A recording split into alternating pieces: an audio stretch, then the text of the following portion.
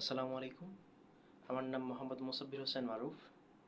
আমি আপনাদেরকে একটা জিনিস দেখাতে চাই, যেটা আমাদের খুবই জানা দরকারি এবং আমরা সবাই জানি। তারপরেও আমরা খুবই অজ্ঞতার পরিচয় দিচ্ছি।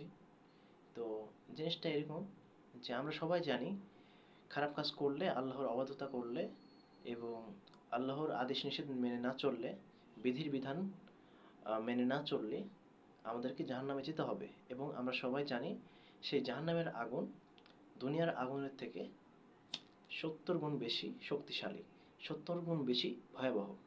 তো আমরা সেই ভয়াবহতা একটু দেখাতে চাই। তো আমরা প্রথমেই দেখব যে দুনিয়ার আগুন কতটা শক্তিশালী হতে পারে। আমরা এই গ্যাস লাইটটা থেকে এখন আগুন জ্বালাবো, তারপর আপনারা দেখতে পাবেন যে এর কি ইফেক্ট হয়। এই যে এতটুকু, জাস্ট এতটুকু শিখা। তো এখান থেকে আপনারা দেখতে পাচ্ছেন এই আগুনের উপর আমি হাত রাখলাম। হাত কিন্তু অনেকটা দূরে আছে, হাত কিন্তু অনেকটা প্রায় 10 সেন্টিমিটার দূরে আছে, তবু কিন্তু আমার হাতটা চলে যাচ্ছে, অনেকটা চলে যাচ্ছে। আপনারা বুঝতে পারছেন? আপনারা নিজেরা বাড়িতে ট্রাই করতে পারেন এটা। তো তাহলে অবশ্যই বুঝতে পারবেন যে কেমন হচ্ছে অনুভূতিটা। আসলে জাহান্নামের আগুন কিন্তু সহ্য করার মতো না। এই আগুন যে আমি 2 সেকেন্ড, 5 সেকেন্ড, 10 সেকেন্ড সহ্য করতে পারবো, জাহান্নামের আগুন কি 1 সেকেন্ড সহ্য করার মতো? জাহান্নামের আগুন হাদিসে এসেছে এবং বিভিন্ন ওয়াজ থেকে আমি যা জেনেছি তা থেকে আমি বলতে পারি যে জাহান্নামের আগুন যদি আপনার পা ছয়, আপনার পায়ে যদি লাগে তাহলে আপনার কলিজা পুড়ে যাবে। মানে পুরো শরীর, যেখানে যদি আপনার পায়ের আঙুলে ঠেকে ঠেকে যদি কিছু একটু যদি পড়ে যায়, তাহলে আপনার পায়ের আঙুলটা পুড়বে না শুধু, আপনার পুরো দেহটা পুড়ে যাবে, আপনার পুরো শরীর পুড়ে যাবে, আপনার জান পুড়ে যাবে।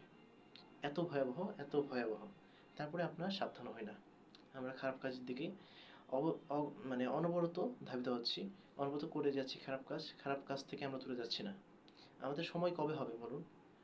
আমাদের এখনই সময়, এখনই আমাদেরকে ভালো পথে আসতে হবে, নইলে জানোই বুঝতে হবে। এটা সবাই জানেন।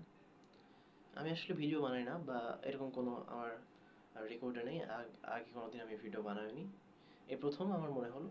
তাছাড়া আমি আগে নামাজ পড়তাম নিয়মিত, তারপরে হঠাৎ করে মাঝখানে আমার নামাজে একটু সমস্যা হয়, তাছাড়া বিশ্বাসেরও ইমান দুর্বল হয়ে যায়। তারপরে আলহামদুলিল্লাহ আবারও আমি চেষ্টা করছি। আল্লাহ আমাকে হৃদয়ত দান করুক এবং আপনাদেরকে হৃদয়ত দান করুক এবং এই জাহান্নামের আগুন থেকে বাঁচার তৌফিক দান করুক। আল্লাহুম্মা আমিন। সালামু আলাইকুম।